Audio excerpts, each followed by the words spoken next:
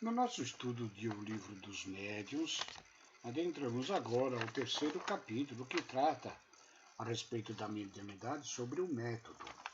E no item 25 deste capítulo, quando um pouco anteriormente Kardec fala das questões daquilo que os incrédulos sobre a mediunidade tem diversos tipos e diversas categorias, ele vem agora nesse item ressaltar a categoria dos que chamamos de incrédulos por decepções.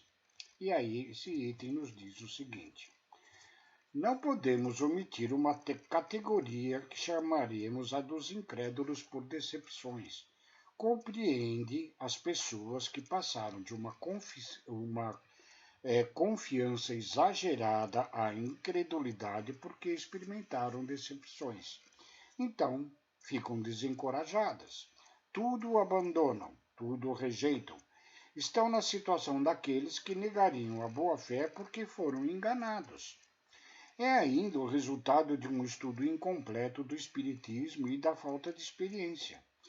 Aqueles que é mistificado pelos espíritos o é geralmente porque eles pedem o que não se devem e não podem dizer, ou porque não está bem esclarecido sobre o assunto para discernir a verdade da impostura.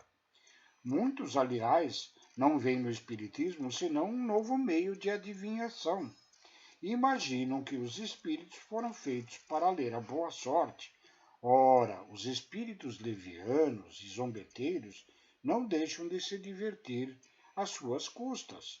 Assim anunciarão maridos, às jovens, aos ambiciosos, honras, heranças, tesouros ocultos, etc. Daí, frequentemente, as decepções desagradáveis, mas das quais o homem sério e prudente sabe sempre se preservar. Ou seja, Kardec alerta para aqueles que, na mediunidade, ensejam mensagem do plano espiritual para as questões frívolas aqui da Terra, né? Busca de riquezas, da pessoa amada e assim por diante. E a respeito desta lição, Emmanuel, no livro Seara dos Médiuns, né, traz a questão da responsabilidade do espírita, principalmente no campo da mediunidade, né, do estudo doutrinário. E esta lição Emmanuel denomina no campo doutrinário, exatamente. Ouçamos o que nos diz Emmanuel. Encontrarás no caminho os companheiros que não conseguiram guardar o talento mediúnico na altura que a responsabilidade lhes conferiu. A maneira dos que não sabem viver retamente, quando chamados à mordomia do ouro ou do cetro do poder, desequilibraram-se mentalmente, criando para si próprios o labirinto em que se desvaiaram. Começam abandonando a disciplina profissional que julgavam vexatória. Debandam de pequeninos deveres familiares que, naturalmente cumpridos, formam os alicerces das tarefas maiores e transformam-se em joguete da fascinação que os inutiliza. Julgam-se então mensageiros especiais, e aqui começa a entrar naquele tipo de obsessão gravíssima que há da fascinação, onde não ouve mais ninguém e tudo o que os espíritos dizem e lhe enganam, fazem para eles a perfeita razão e se desviam gravemente do caminho reto da sua própria evolução. Ausentam-se deliberadamente do estudo, o que não é aconselhável nunca. Abraçam exoticismos contundentes. Acreditam-se na condição de intérpretes das mais altas personalidades da história. São sempre iludidos e enganados. Não admitem advertências, supõem dominar o passado e o futuro, profetizam, pontificam. É o verdadeiro processo da fascinação nos processos obsessivos.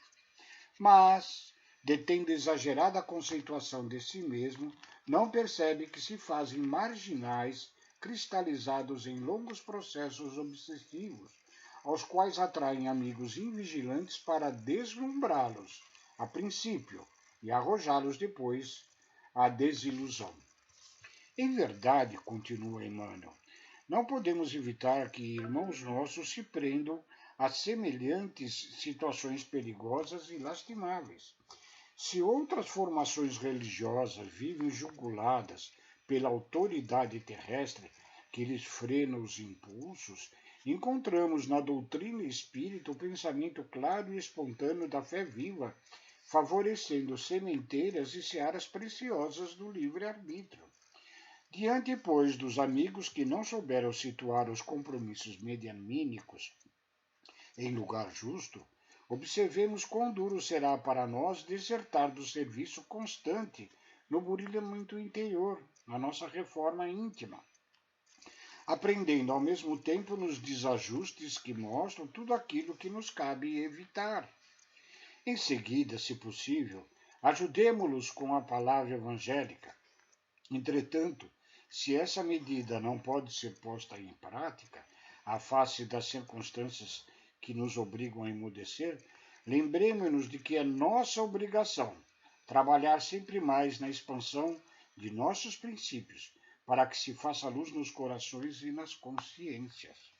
E caminhemos adiante no esforço de tudo melhorar, cada dia, com a certeza de que, segundo Cristo, cada criatura hoje e sempre, onde estiver, receberá invariavelmente de acordo com as suas obras. Então, aqueles que se entregam nos processos da mediunidade a desmandos, a desequilíbrios tais, ouvindo e dando crédito a espíritos zombeteiros e sendo totalmente invigilantes, afastando-se dos estudos da doutrina que nos conduz à verdadeira seriedade dentro da mediunidade, né? Então, nós não podemos depois, nos processos da nossa evolução, permanecermos à retaguarda, pois que ainda não aprendemos a discernir corretamente o que é certo do que não é. Ficamos assim com estes alertas de Allan Kardec a respeito da mediunidade, do métodos da mediunidade, e a palavra de Emmanuel, que nos esclarece igualmente, né, a respeito da permanência dentro dos campos da doutrinidade. Divulguem estes nossos vídeos, que para muitos espíritas seria importante este alerta, né?